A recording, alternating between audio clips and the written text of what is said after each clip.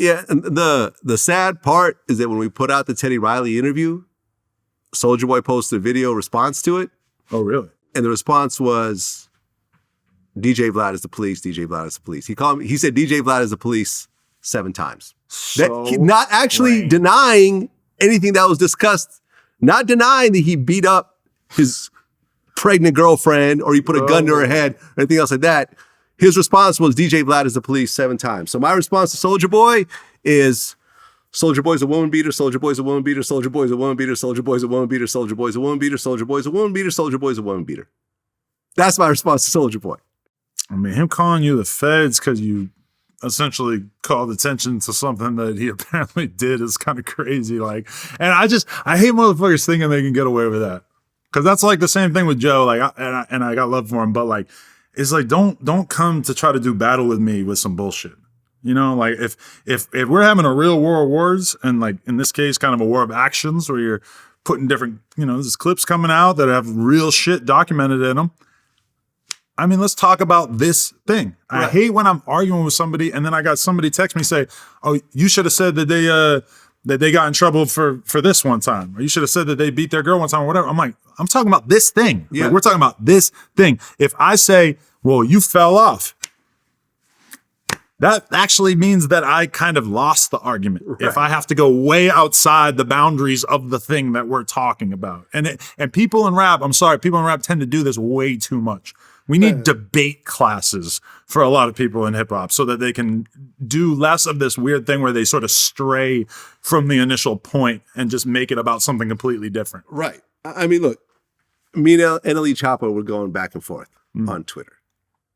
What ultimately happened, we got on the phone and we talked it out.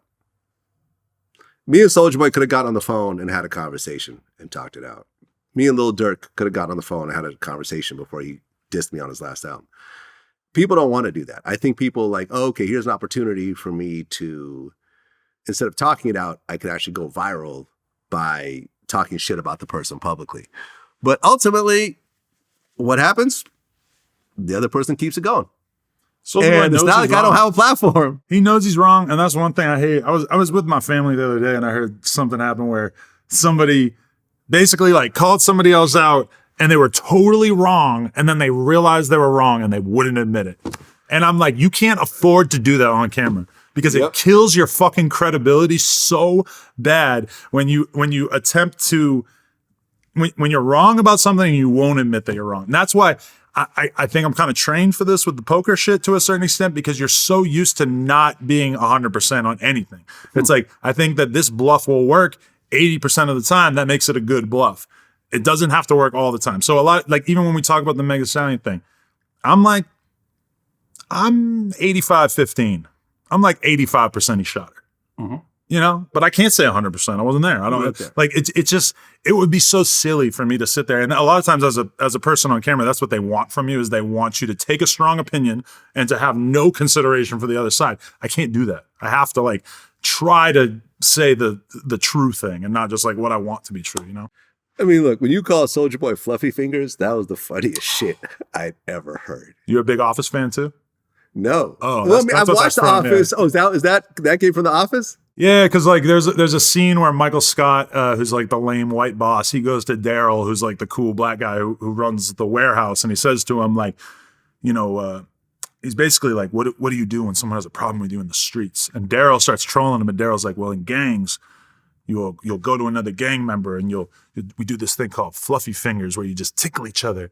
And then once you're done tickling each other, you're laughing and you're falling over the ground and then you hug and then all of a sudden you're best friends again. And Michael Scott in the show is just like, gang members do that? I'm like, I don't know why, but I referenced that with Soulja Boy. I don't think he's seen The Office either because he didn't seem like he really got it, but I don't know. Hilarious.